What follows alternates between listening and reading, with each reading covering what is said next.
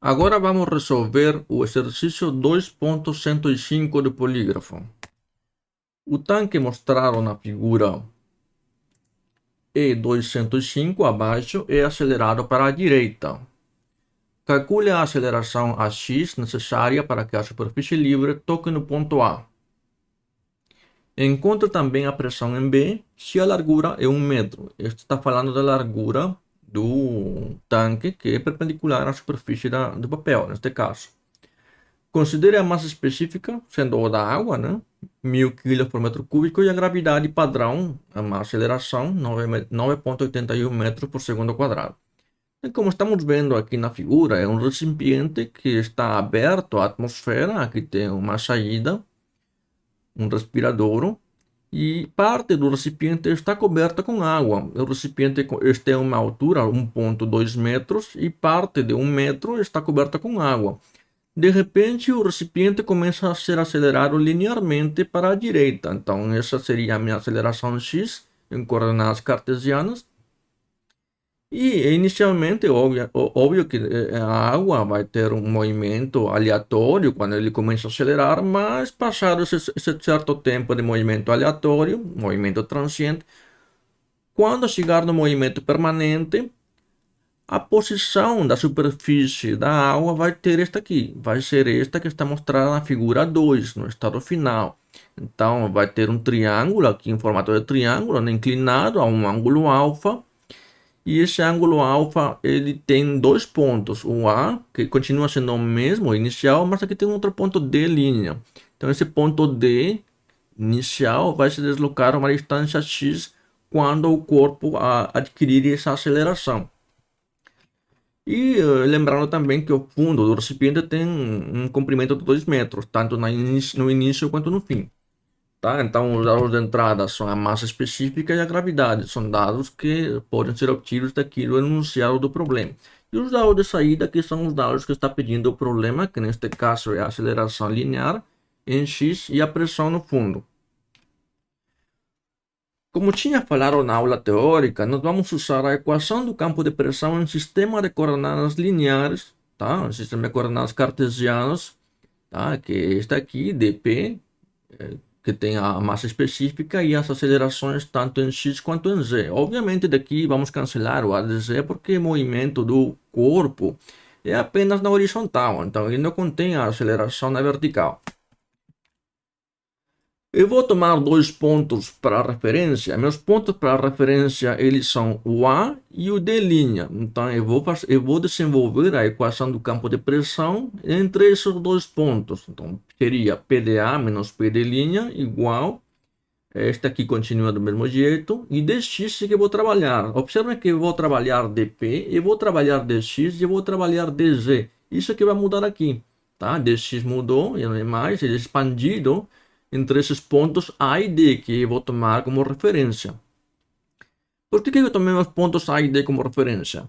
Porque minha pressão em A é a pressão atmosférica e a pressão em D' também é a pressão atmosférica. E lembram que eu falei na teoria que eu tomo especificamente estes pontos aqui na superfície porque a pressão é a mesma. A pressão em A é igual à pressão em D'. Então, ao subtrair PA menos P', tudo isso vai ser zero. Tá? Então, por isso que eu faço nesta etapa inicial, eu tomo esses pontos como referência.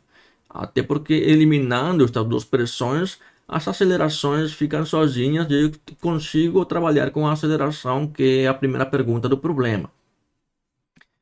Então, agora eu sei que PA e PD são iguais, ele cancela. O x de A, eu vou precisar agora colocar um eixo de referência, tá? Aqui não estava agora, não está o eixo de referência, tá aqui o eixo de referência. Meu eixo de referência eu vou colocar aqui no centro, aqui exatamente na vertical que intercepta a D', tá? E na horizontal que intercepta o fundo do recipiente. Então esse seria meu eixo X e meu eixo Y. Ou meu eixo Z, né? Para ser mais exato, que aqui Z é na vertical, tá? Então eu tenho aqui que x de A, o x de A seria a distância da origem até o ponto A. E da origem até o ponto D seria Z de D, Z de D'. Tá? Então, x de A é exatamente esta distância aqui. Qual seria? A distância que o fluido se deslocou nesse ângulo, que é x. Eu coloquei esse x aqui em cima. E xd? Observem que xd é zero, porque x é apenas o deslocamento na horizontal. Mas o ponto D não se deslocou nada na horizontal. O ponto D apenas se deslocou na vertical. O ponto D pertence à origem. Como o ponto de linha passa pela origem, então xd é zero. Isso que eu fiz aqui, xd é igual a zero. A de z é zero porque não tem movimento na vertical, tá? Tem apenas movimento de aceleração na horizontal. E ZDA? O ZDA é a distância vertical até o ponto A, mas o ponto A não tem nenhuma distância vertical com relação ao ponto O. Ele tem apenas uma distância horizontal, tá? E observem também que eu coloquei meu eixo XZ ou XY neste ponto para fazer estas simplificações. Ah, professor, mas eu posso colocar este eixo, este sistema de coordenada referencial em outro ponto que não seja aqui? Eu poderia ter colocado o meu origem aqui, meu sistema com minha origem aqui, ou com minha origem aqui no D'. Então, tanto faz. O resultado tem que dar o mesmo.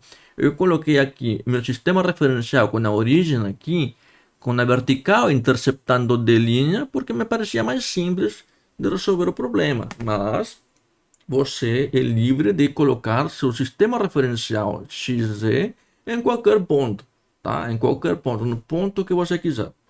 Então, ZA, devido à posição do meu eixo referencial, ZA é zero. Esse aqui é zero. E Z de linha seria a distância de minha origem até o ponto de linha, em Z. Então, esta distância aqui é quanto? Observando aqui da primeira imagem, este aqui é 1,2 metros, que é o que eu fiz aqui, 1,2, tá?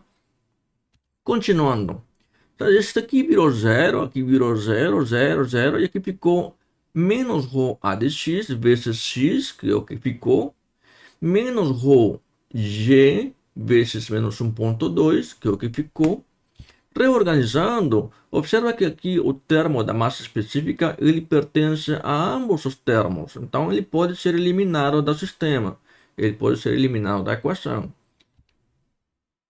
Eliminando isto, obtemos uma expressão mais simples ainda da equação anterior, que seria apenas a de x vezes x e menos g vezes menos 1,2. Simplificando mais ainda, eu obtenho aqui a minha aceleração do meu sistema na horizontal depende apenas da gravidade e da minha posição x, da minha distância x. Eu não tenho no momento qual seria a distância x que se deslocou do ponto A até o ponto D. Eu não tenho. Mas é preciso obter agora para poder calcular a aceleração. Para isso, eu vou admitir que nada do fluido que se encontrava dentro do recipiente vazou para o exterior. Nada foi perdido. Toda a massa do fluido que estava inicialmente foi conservada e também aparece no segundo estado, na fase final, tá? Então, se a massa é a mesma, o volume também. O volume pertence é a mesmo volume. Aqui podemos calcular o volume multiplicando a área desta figura vezes a profundidade, e aqui também. O volume seria a área desta figura vezes a profundidade. A profundidade é a mesma para ambos, então eu posso simplesmente dizer que as áreas devem ser iguais. Em outras palavras, a área deste retângulo tem que ser igual à área deste trapézio, tá? Teria que ser igual. Então, fazendo isso, eu tenho aqui 2 metros de largura, ou de comprimento, vezes 1 metro de largura, seria 2 vezes 1, que seria a área deste primeiro estado inicial. E a área depois do trapézio? A área do trapézio, se vocês olhem as fórmulas no seu livro de cálculo, vocês vão observar que a área de um trapézio é a altura vezes a soma das bases dividido por 2. Então, é isso que eu coloquei aqui. A altura é 1,2, aqui, vezes a soma das bases. Este daqui é a primeira base, 2 metros. E este aqui é a segunda base, 2 menos x. Porque este aqui é outra base, né? Este aqui mide x e tudo mide 2. Então, este lado aqui mede 2 menos x. E foi isso que eu coloquei aqui, dividido por 2, porque é parte da fórmula da área de um trapézio. Então, resultando, x é 0,667 metros. Tendo o valor de x, eu posso encontrar a aceleração na horizontal, que me dá 17,65 metros por segundo. Então, esse seria o valor da aceleração no caso deste problema. Falta agora calcular a pressão em B. Observe que está pedindo a pressão em B, não a pressão em D e a pressão em A. Eu sei que a pressão em D é a pressão atmosférica, mesma coisa da pressão em A. E já usei a equação com esses dois pontos para poder calcular a aceleração. Agora me pedem a pressão em B. E agora, o que eu faço? Eu volto a utilizar a mesma equação do campo de pressão, só que neste caso eu vou utilizar dois pontos estratégicos distintos, B e A. Por que B e A? Porque B é o valor que eu quero conhecer, o valor da pressão que eu quero conhecer, e A é o valor da pressão atmosférica, que pode virar zero se tu trabalhar com pressões manométricas. Tá? Então, por que não escolho então B e C? Posso escolher, professor? Pode, mas aí vai ser um pouquinho mais complicado, porque a pressão em B e a pressão em C são desconhecidas. Tu não sabe quanto é a pressão em B e não sabe quanto é a pressão em C. Ah, professor, mas eu não posso aplicar aquela equação. A pressão em B é igual ao peso específico da água vezes a altura do recipiente. Lembrando que este sistema não está mais em repouso, tá? O sistema não está mais em repouso, está acelerando, então a pressão em B não é igual ao peso específico vezes a altura do recipiente. Não é mais a mesma coisa, tá? Então, aqui a pressão em B e a pressão em C se calculam seguindo as equações de movimento linear, tá? Para coordenadas cartesianas, tá bom? Então agora temos PB e PDA, porque eu sei que PDA pode ser simplificado para zero, considerando pressões manométricas. Então tem esses dois pontos aqui. Se eu coloco PB e PDA, eu tenho que colocar aqui também XB e XDA. E tenho que colocar aqui também ZB e ZDA. E agora, professor, quando eu coloco meu sistema referencial com minha origem em zero, posso colocar em outro ponto? Pode. Mas se eu achei desnecessário, acho que neste caso pode manter o sistema referencial na posição indicada, tá? Mas se tu quiser colocar este ponto aqui, referencial, em outro ponto aqui, em B, também pode. Você pode trasladar este sistema referencial mais para a direita, pode colocar aqui em cima, pode colocar aqui em D, tanto faz. Eu deixei do jeito que está. Então, deixando da forma que está, PDA é zero trabalhando pressões manométricas, tá? A aceleração em x existe. XdB, quem seria XdB? XdB é a distância de aqui até o ponto B. Mas lembrando que XdB está no sentido negativo do x, porque o sentido positivo do x é para este lado, para a direita. Para a esquerda, o sentido negativo do x. Por isso que XdB não é mais 1,333, é menos 1,333, tá? Você tem que levar sempre o sentido o sentido da distância que tu quer marcar. Se for, por exemplo, uma distância, se eu tivesse colocado meu sistema referencial com minha origem de O aqui em D, e eu quiser saber qual é a minha distância B, né? Eu vou observar aqui que a minha distância aqui do D' até o ponto B está no sentido negativo de Z. E aqui seria negativo. O valor que teria daqui até aqui seria menos 1,2 metros, tá? De aqui até aqui não seria de novo 1,2, seria menos 1,2, porque está no sentido negativo de Y ou de Z, tá? E XdA é a distância do ponto O até ponto A. E qual seria o valor de x, que é, quanto deu? 0,667. Então, este é o valor aqui. A de z é zero, porque existe aceleração na vertical, tá? E ZdB seria daqui até o ponto B. Mas da origem até o ponto B não tem distância vertical, está na mesma linha, né?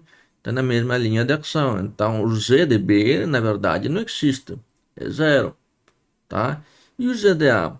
O ZdA também não existe. Observe que o ZdA também está na mesma linha de ação do eixo. Então, ZdB e ZdA é zero. Por isso que tudo isso aqui foi eliminado, tá? Então, o que restou? Restou PdB, e isto aqui, ρ de x, esta diferença.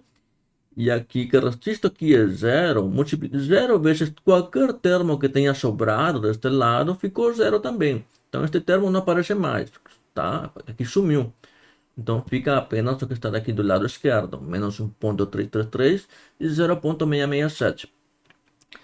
Continuando, tenho que a pressão em B, a pressão aqui no fundo do recipiente e ainda do lado esquerdo é 35.3 kPa. Ah, professor, mas se tivesse, se fosse, por exemplo, tivesse em repouso, isto aqui, se o sistema estivesse em repouso, a pressão em B seria outra, sim.